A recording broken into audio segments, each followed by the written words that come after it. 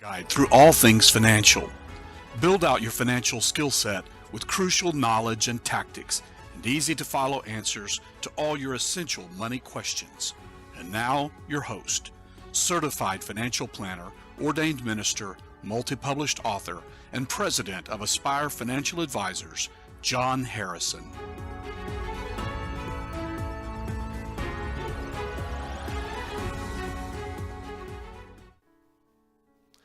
Hello, welcome to The Bottom Line. I'm John F. Harrison, your host, and I've got a question for you. How are you doing financially? How are things going? Seems like a simple enough question, straightforward enough, but a lot of people have difficulty answering it with any degree of precision. What most people do is go by a combination of anecdotal events and their mood. For example, things are great. I've got a stable job. I'm making more money than I've ever made. My bills are paid, so I must be doing fine, right? Or things are terrible. Inflation is eating me out of house and home. Everything I hear on the news says the economy is a mess. I must be in even worse shape than it feels like. Well, both of those assessments can be right, and both of those assessments can be wrong. The guy who thinks he's doing great can be nowhere near achieving his goals. And the person who thinks they're doing so terribly might actually be on track. They're both just going by how they feel.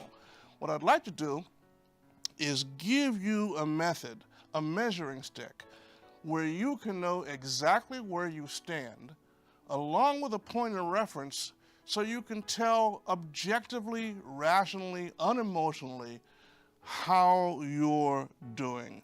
So we're going to take a quick break, and when we come back, we're going to talk about those measuring sticks. We're going to call it metrics that matter. People say I've got a great smile. Well, I have to say, this is all thanks to the professional team at Beacon Dental Group right here in Dorchester, Massachusetts. I've got world-class dental care. Beacon Dental Group has expert and caring staff dedicated to providing the most advanced and satisfactory treatment in all aspects of oral health. Their services are designed to meet your needs and give you a perfect smile, too. General checkups, cosmetic surgery, Gemini laser service, and advanced procedures, all in a state-of-the-art facility. Call or visit Beacon Dental Group today, 1026 Blue Hill Avenue, Dorchester, Massachusetts, or call 617-282-2146 for a smile that lights the world. Welcome back. And today we're talking about metrics that matter. Metrics are just a fancy word for measurement. And we want to make sure that we're measuring the right things when you ask yourself the question, how am I doing financially? This is going to be Finance 101, basics. But you have to start with basics. And there will be days when we talk about stock options and shorting positions and all these interesting things, but you got to start with point one. And the most basic of basics is how to measure where you are, how to tell where you are, so that you can figure out how to get from there to where you're going. The good news is the metrics that we need don't require you to become an accountant, don't require you to become a bookkeeper. They require just two pieces of paper. One of those pieces of paper is what we will call an income statement. The other is what we'll call a balance sheet. We'll spend a few minutes looking at each, what they do, what they measure, what they imply, how to use them to best advantage. But that's really all you need. And as far as getting them, you can sketch them out on a napkin. You can download blank samples from the internet. You can ask me, I'll happily send you blank forms for both of these things. So they're easy to come by. But let's start with that first one, the income statement, sometimes called the cash flow statement. And depending on whether you're looking backward in time or forward in time, sometimes called a budget. There's a bad word people don't like to hear, budget. It's strange, it's freighted with a lot of weight metaphorically. You hear the word budget, you think financial handcuffs. You hear the word budget, you think fiscal straitjacket. It's none of those things. It's simply a plan for where you want your money to go. You see, the income statement is a historical look at where your money goes, and the budget is a future plan for where you intend for your money to go. And since it's your intentions, your decisions, your plan, there's no straitjacket. There's no, I'm not allowed to have any fun. There's no, I'm not allowed to, spend money recreationally. It's you deciding what goes where and why and how that affects your goals. But today, we're not talking so much about the budget aspect as we are about the historical, the cash flow statement aspect. Where has your money been going? Think of the two forms I mentioned, cash flow statement and balance sheet. The cash flow statement's a video. It shows you how money moves into and out of your life over time. It watches where the money goes for a month or a quarter or a year. The balance sheet, which we'll talk about shortly, is more of a still photo. It's a snapshot in time at a given instant what you have in terms of assets and liabilities and net worth. But we'll get to that. We're going to start with the cash flow statement. It has three components: income, expenses, and net cash flow, which is the difference between the two.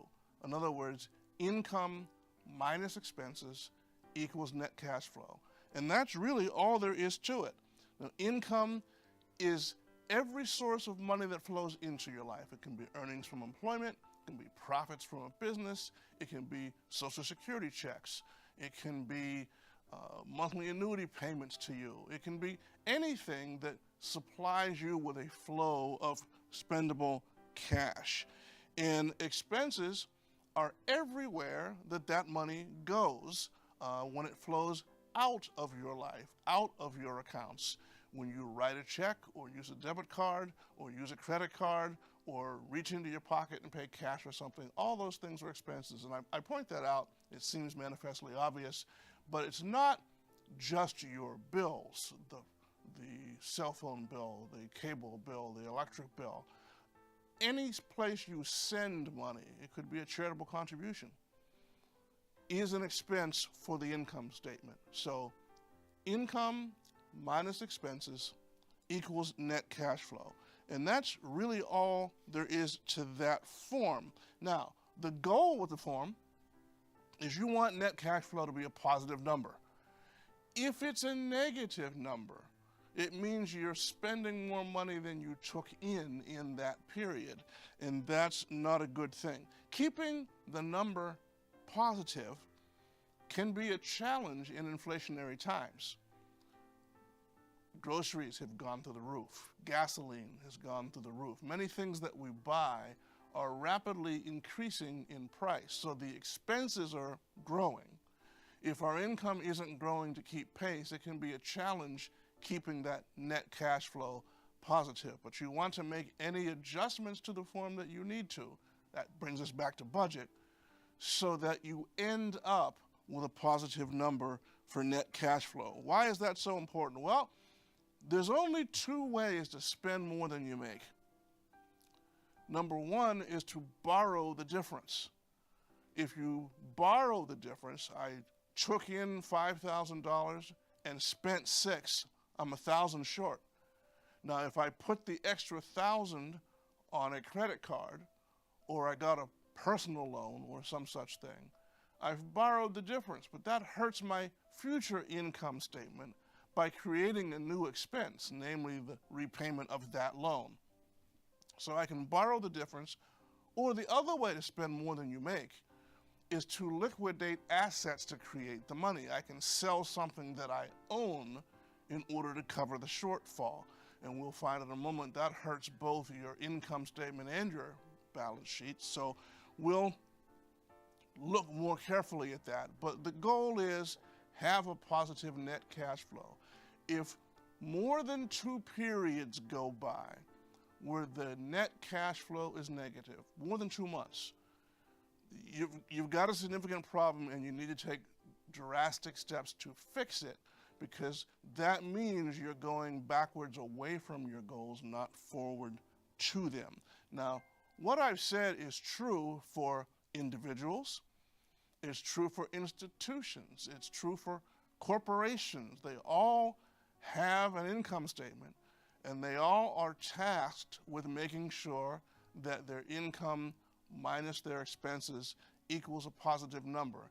And they all have only the same 2 choices when it doesn't work out that way. They can borrow the difference, or they can liquidate assets to meet their expenses. The only exception to that rule is governments. The federal government, when it spends more than it makes, can simply print more money. When that happens, it devalues the currency, it creates inflation, stuff gets more expensive. We're living through some of the inflation that we're living through now because the government, turned on the printing presses through the pandemic, and there were enhanced unemployment benefits, and there were stimulus checks, and there was, money sent hither and yon.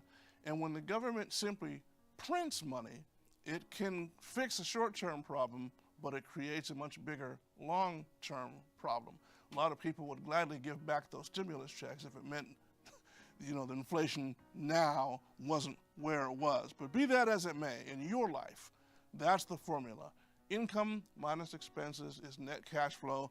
Keep it a positive number. Now, I have observed that affluent individuals, well-off individuals, well-to-do people tend to know their number pretty well. If you ask them off the cuff, what's monthly or quarterly net cash flow, they can tell you. I've also found that the less well-off someone is, the poorer and more financially stressed someone is, the less likely they are to really know what their number is. You need to know what your number is, because if it's a problem, you can't fix it until you know what it is.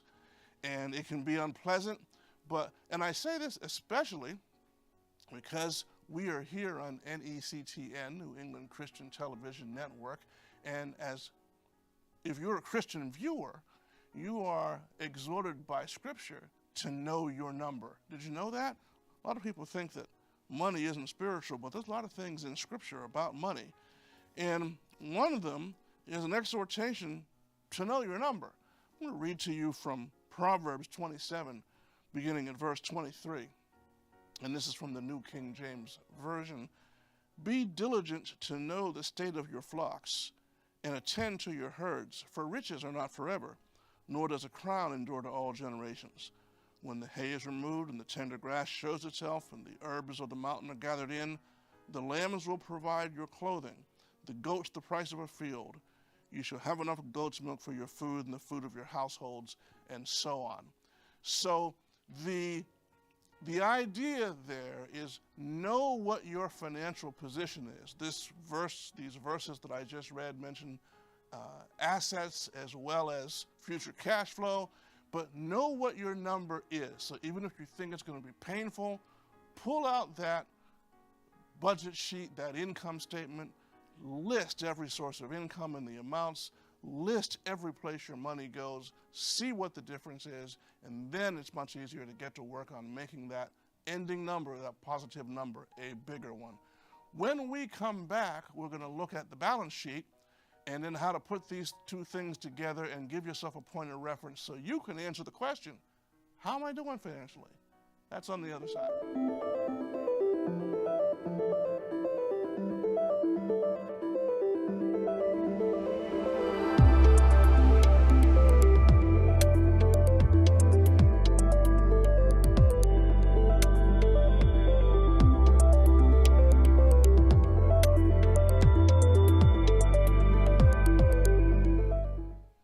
Welcome back to The Bottom Line, and we have been talking about metrics that matter, measurements that matter.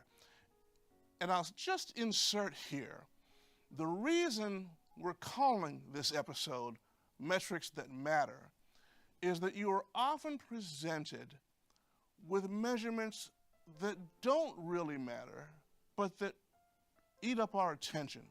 You may see articles or little pamphlets that say things like, what the average 401k balance is for people your age. And you can look on a chart and find your age and see what the average 401k balance is for somebody of that age.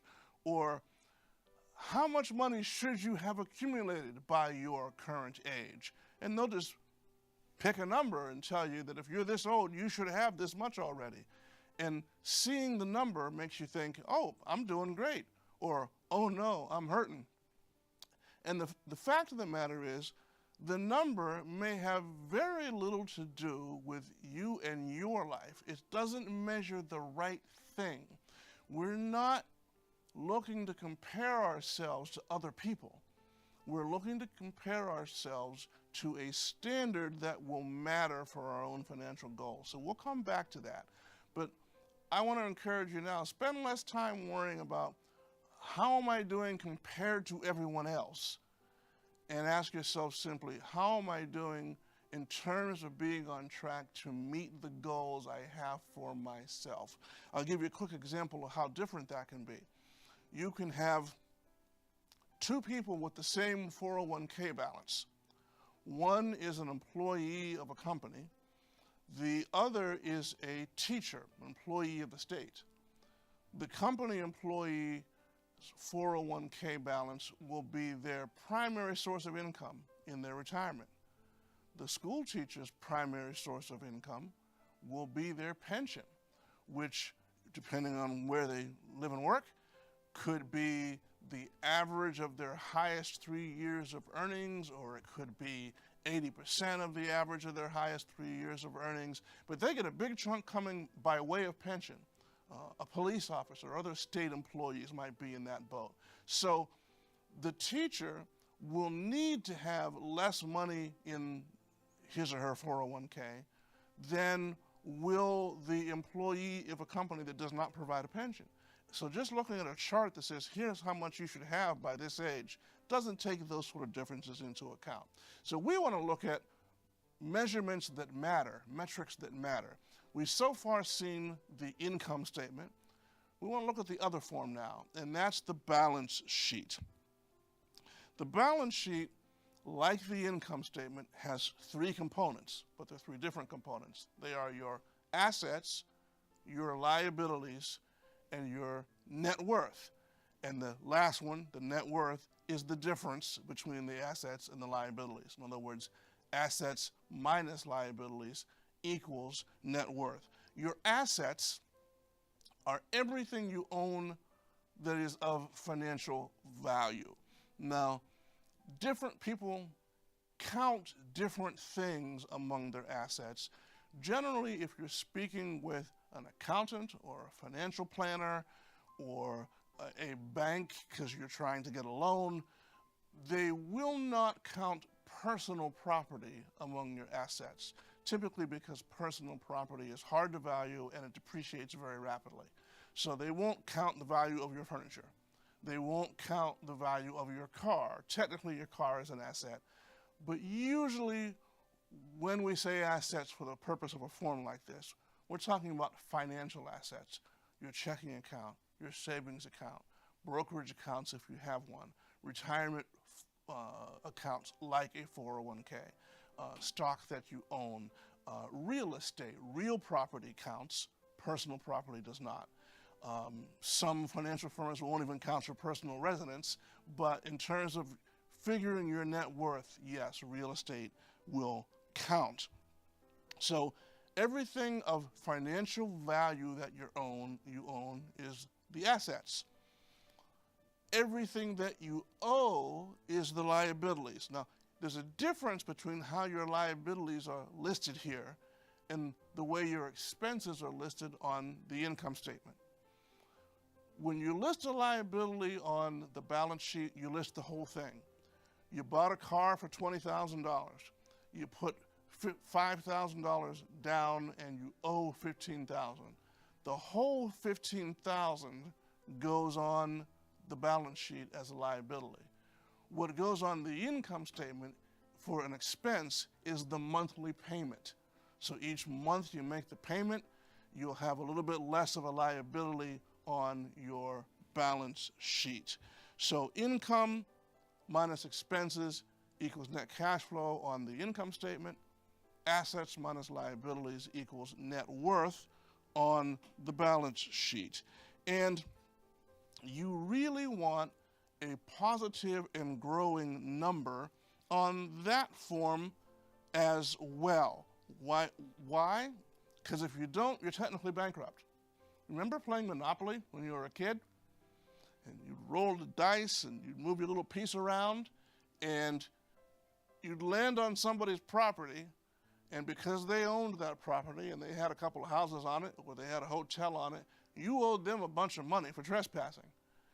If you didn't have enough cash in your little Monopoly fund to pay that fine, then you had to liquidate something in order to cover it. It's like we were saying earlier, the only way to spend more than you make is to borrow it, which you can't do in Monopoly, or liquidate assets to cover it, which is what you do in Monopoly. And when you get to the point that you don't have enough assets or available cash to cover the expense, you're bankrupt and out of the game. You've lost. It's kind of like that in real life.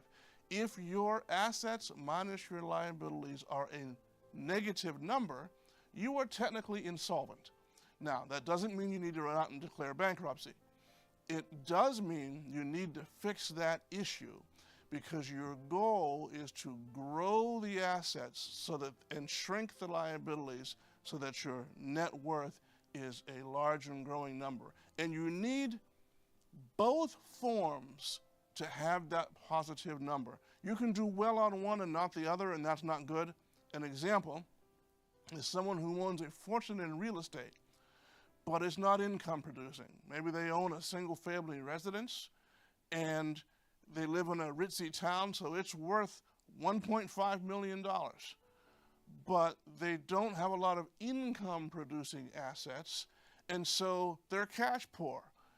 You see people often selling off chunks of property. They own a big chunk of land and they'll sell it off piecemeal because they're cash flow poor. You can be house rich and cash poor. You can have a paid for house, looks good on your balance sheet, but you can have no food in the fridge because you don't have enough cash flow. So you want both forms, the income statement and the balance sheet, to reflect strong and growing positive numbers. So as you either determine that you have that or that you're working toward that, how do you know how you're doing? How do you know, for example, when you've accumulated enough and you don't have to worry about squirreling away more money and investing more money? Instead, you can concentrate on giving it away, being charitable, making the world a better place, helping somebody out who's less fortunate than you. Well, your point of reference, again, is not what other people have. It's your own goals. It's you sitting down and deciding what sort of lifestyle you want to have in the future and what that will cost. And once you know that, when I retire, I want to live in a single family house in this state or in this city, and I want to drive such and such a car, and I want to travel twice a year, and you just go down the list, and then you assign cost to those lists. Don't forget to include things many of us sometimes forget, like the cost of medical care. The odds are, when you are older, you will spend more out of pocket on medical care than you do now. In fact, Fidelity Investments does a survey every year and finds that on average, married couple age 65 will spend about $250,000 out of pocket on uninsured medical expenses over the course of their retired lifetime. That's quite a bit of money. So do make sure that you include for that I'm talking about the cost of medical insurance and or your part of Medicare, all of those things. So you make your list and you cost it out, and once you know what your goals will cost, now you can look at your two forms, your income statement and your balance sheet, and see what changes would need to be made to get you from where you are now to where you're trying to go. And only then can you accurately and objectively answer the question, how's it going financially? We'll come back with a final thought after the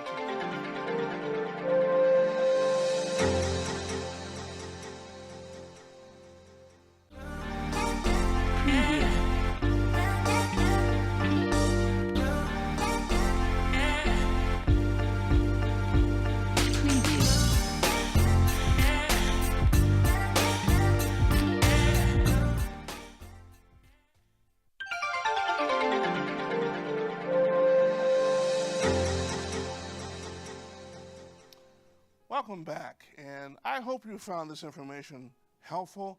Yes, it's basics, but sometimes we all need to be reminded of the basics, get grounded in them again. I'd like to encourage you that you think about these two forms whenever you make a financial decision, whenever you make a purchase, whenever you incur a debt.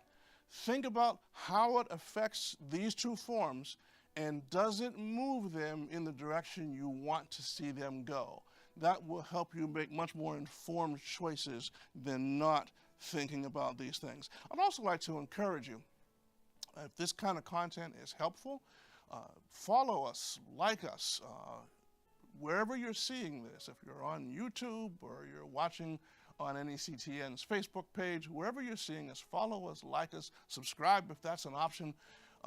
Write it and tell us what sort of things you'd like to hear. And if you can help us by supporting us financially, then it will keep these sort of things coming to you. I'd also like to encourage you, because I know that these sort of exercises can be a little discouraging if you aren't where you want to be, but be encouraged. You really can get where you want to go almost wherever you are. You just need a little direction for the journey.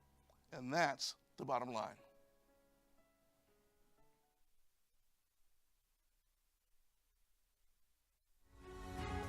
Welcome to The Bottom Line with John Harrison, your tour guide through all things financial.